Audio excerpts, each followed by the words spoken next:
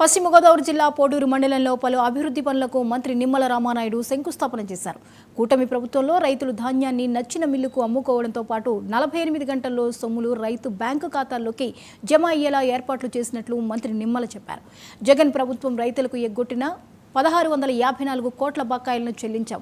పశ్చిమ గోదావరి జిల్లాలో టార్గెట్ కంటే అదనంగా మరొక 30 లక్షల సంచుల ఈరోజు జిల్లా రైతులకు అందించామని ఆదేశించినట్లు మంత్రి చెప్పారు.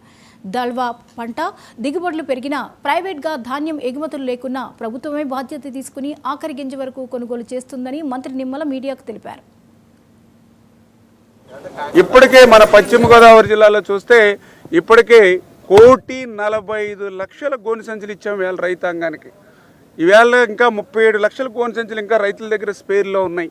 మళ్ళీ ఇది కాకుండా ఈరోజు వెస్ట్ గోదావరి కలెక్టర్ తోటి, అదేవిధంగా ఈస్ట్ గోదావరి కలెక్టర్ గారితో కూడా స్వయంగా ఈరోజు నేను మాట్లాడాం. అదేవిధంగా మన సివిల్ సప్లైస్ కమిషనర్ గారితో మాట్లాడాం. అదేవిధంగా సివిల్ సప్లైస్ ఎండీతో మాట్లాడాం. మళ్ళీ ఈరోజు civil supply minister Nadendla Manohar గారితో మాట్లాడాను. అంటే ఒక ఈదురుగాలులు వస్తే, ఒక వర్షం వస్తే ఇమ్మీడియట్లీ ఒక మంత్రులుగా ఇంత సమన్వయం చేసుకుంటూ ఉన్నాం.